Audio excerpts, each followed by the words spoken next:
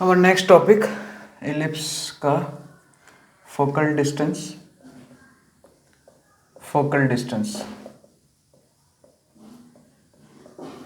ये टॉपिक हमने पैराबोला में भी लिया था. मतलब कर्व के ऊपर कोई भी पॉइंट है उसका फोकस से डिस्टेंस. अब पैराबोला में एक फोकस था तो एक ही डिस्टेंस आया था. अब यहाँ पे दो फोकस है तो सबसे पहले इलिप्स ड्रॉ करते हैं हमारा.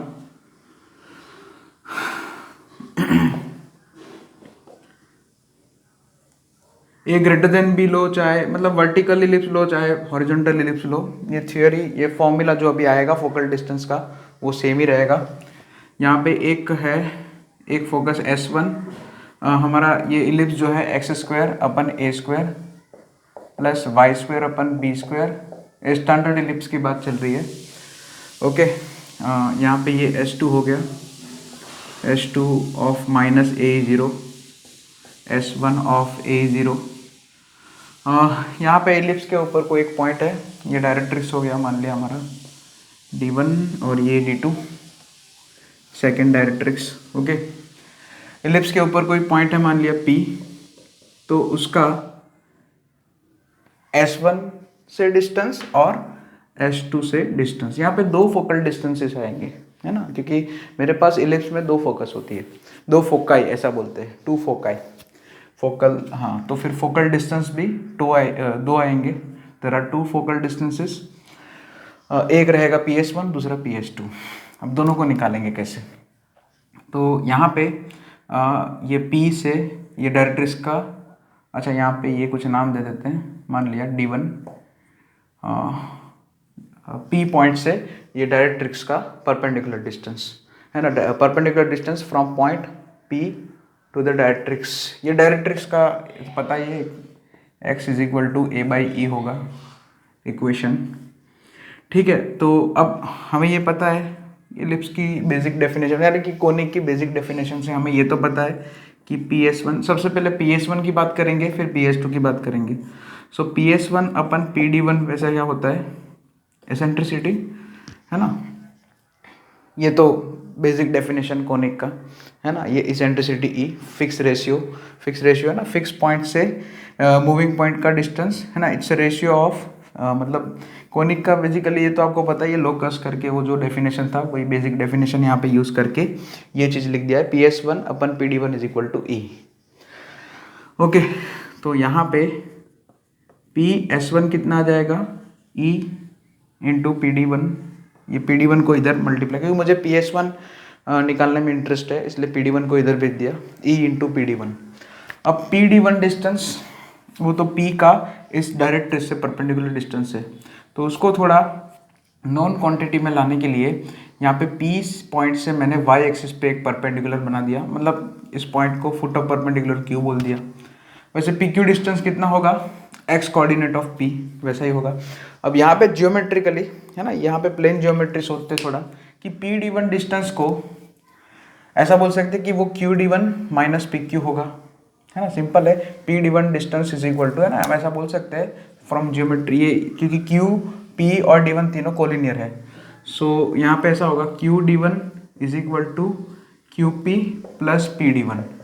तो PD1 डिस्टेंस कितना होगा, QD1 - QP या PQ जो भी बोलो.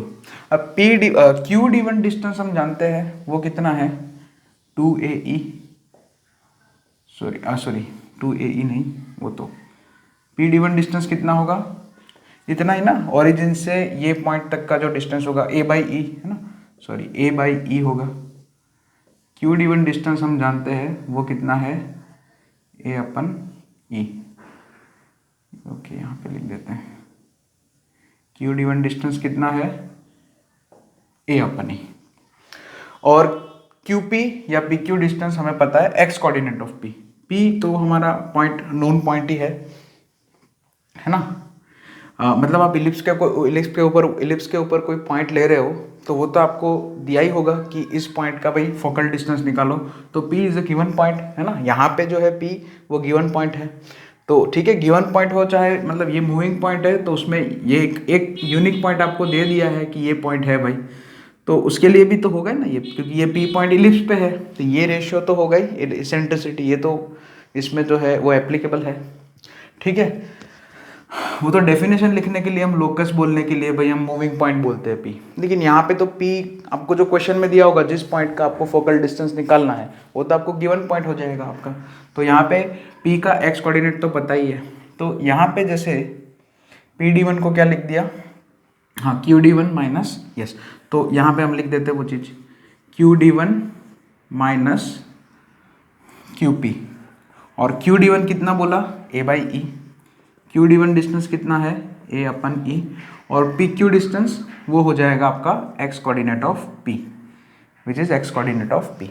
ई को मल्टीप्लाई कर दो तो आपको पी एस वन मिल जाएगा, ई और ये कैंसल, तो A minus E into X coordinate of P, हाँ ये हो गया फोकल डिस्टेंस। अभी तो ये एक आया। सिमिलरली पी एस टू भी निकाल सकते हैं, उसके लिए कुछ नहीं है, उसमें भी सेम, उसके लिए क्या लगाएंगे, ये अच्छा ये डायरेक्ट्रिक्स डी टू बोल दिया, तो यहाँ पे ये जो मतलब पी पॉइंट का ये दूसरी वाली डायरेक्ट्रिक्स से परपेंडिकुलर डिस्टेंस ये सीधा ही ऐसे आ जाएगा, इसी को थोड़ा आगे खींच देते, ये जो पी क्यू है उसी को थोड़ा आगे खींच दिया, और यहाँ पे इस फुट ऑफ परपेंडिकुलर टू मान लिया, फुट ऑफ परपेंडिकुलर को डी टू बोल दिया।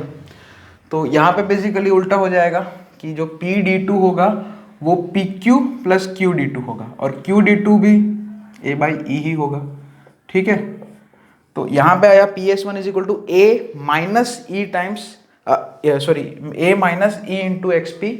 उसी तरह से हमारा सिमिलरली पी एस टू कितना मिलेगा, ए यहाँ पे माइनस था यहाँ पे प्लस हो जाएगा, सिमिलरली पी एस टू कितना आ जाएगा ए प्लस ई, ई मतलब इसेंट्रिसिटी इलिप्स का जो होता है वो, क्योंकि आप देख सकते हो सेकेंड वाले केस के लिए क्या होगा, सेकेंड वाला जो फोकस है उसके लिए क्या होगा, P S two is equal to E times P D two, और पी डी टू कितना होगा सिमिलरली है ना, अगर आप ये प्रोसेस वापस करोगे तो आपको P S two is equal to क्या मिलेगा, E times P D two, क्योंकि आपने एस टू फोकस लिया तो डायरेक्ट्रिक्स डी टू लेना पड़ेगा है ना, दूसरे ये वाला डायरेक्ट्रिक्स लेना पड़ेगा।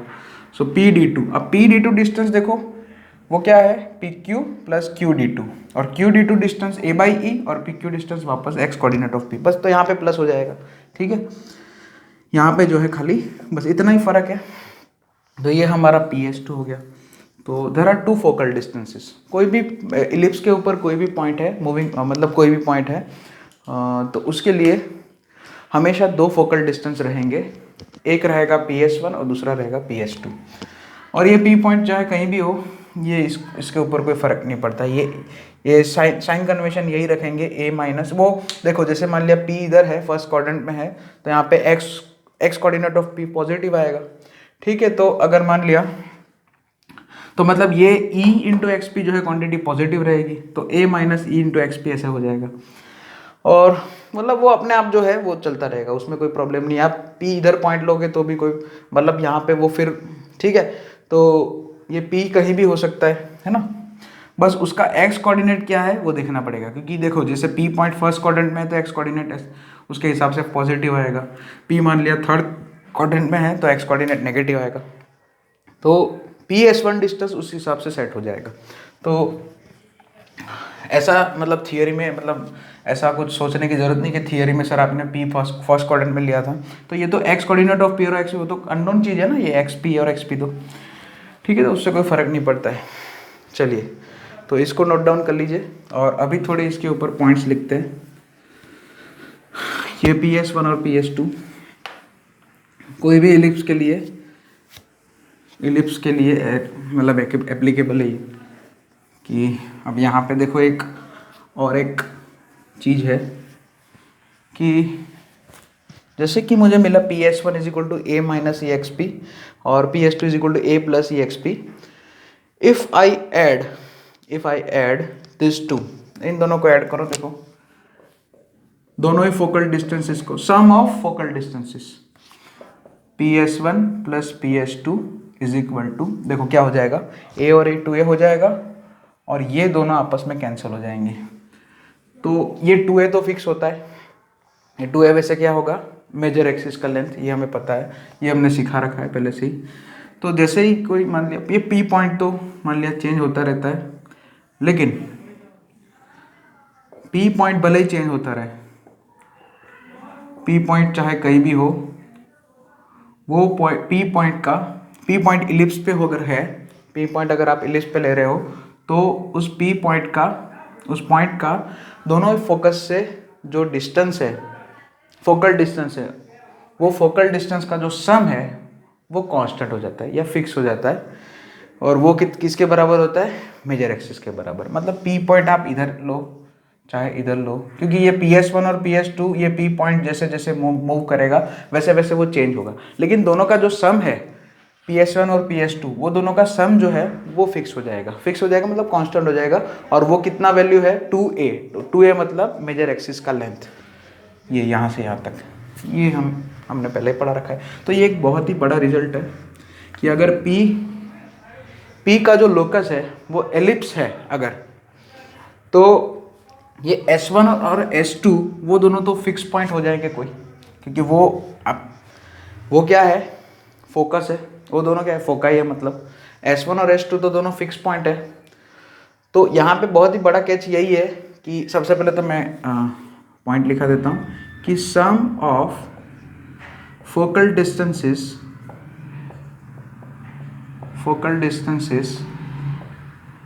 For any point on ellipse, EP मतलब ellipse, is constant and is equal to length of major axis, length of major axis। तो कोई भी इलिप्स के लिए मतलब ये रहेगा। अब यहाँ पे एक और रिजल्ट है, देखिए ये तो रिजल्ट आपको मैंने बता दिया कि भाई सम ऑफ फोकल डिस्टेंसेस जो है कांस्टेंट रहता है, वो मेजर एक्सिस की लेंथ के बराबर होता है। अब देखो ये S1 और S2 तो दो फिक्स्ड फोकाई हो गई। अच्छा, उन दोनों के बीच का जो डिस्टेंस है वो हम जानते हैं कितना होता है, 2AE होता है, ठीक है ना, क्योंकि S1 का क्या होता है, S1 के कोऑर्डिनेट क्या होता है, AE, 0, और S2 का क्या हो जाता है, -AE, 0, ये पता है। तो S1 और S2 के बीच का जो डिस्टेंस है वो कितना हो जाएगा, 2AE हो जाएगा।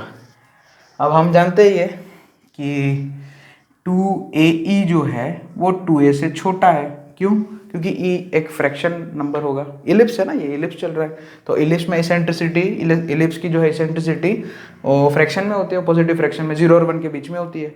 सो 2AE 2A से छोटा होगा, यानी कि 2A ऐसा भी बोल सकते हैं, 2A is greater then, 2A मतलब S1 S2, 2A is greater then S1 S2, यानी कि ऐसा। अब यहाँ पे ये 2A तो किसके बराबर है, PS1 प्लस PS2, यानी कि PS1 कंडीशन क्या बनी, देखो अगर P पॉइंट का लोकस इलिप्स है तो ये कंडीशन होगी कि PS1 plus PS2 is greater then S1 and S2। S1 S2 मतलब कि भाई दो, मान लिया जो फोकस है उसको फिक्स पॉइंट बोल दिया, कि दो जो फिक्स पॉइंट है, मूविंग पॉइंट का उन दोनों फिक्स पॉइंट से डिस्टेंस का सम, वो जो सम है वो उन दोनों फिक्स पॉइंट के डिस्टेंस से ज़्यादा होगा, है ना। Sum of distances of moving point from two fix points is greater than is greater than distance between two fixed point, then the locus of P, locus of that moving point P is ellipse, है ना। अगर P point ellipse पे move कर रहा है तो ये होगा, ये दिस इज द कंडीशन। कि मान लिया फोकस भूल जाओ, कि आपको दो फिक्स पॉइंट दे दिया, मान लिया A और B, अब वो भी इसके ऊपर आते हैं हम, यहाँ पे हम S1 S2 की बात करते हैं कि दो फिक्स पॉइंट है S1 S2, ठीक है। ये एक छोटा सा रिजल्ट है। अब P पॉइंट कुछ ऐसा है कि उसका, सॉरी S1 इधर, उसका S1 से डिस्टेंस और S2 से डिस्टेंस, है ना, PS1 और PS2, P पॉइंट का S1 से डिस्टेंस और S1 S2 से डिस्टेंस का जो सम है, वो सम वो दो फिक्स पॉइंट S1 और S2 के डिस्टेंस, S1 और S2 के बीच के डिस्टेंस से ज़्यादा है, तो P पॉइंट इलिप्स पे होगा, यानी कि P पॉइंट का लोकस इलिप्स बनेगा एक। तो this is the small result, है ना। अब इसके ऊपर थोड़ी चीज़ें और देखेंगे, इसके ऊपर थोड़ा और देखेंगे अब यहाँ पे। तो ये इसको नोट डाउन कर लेना।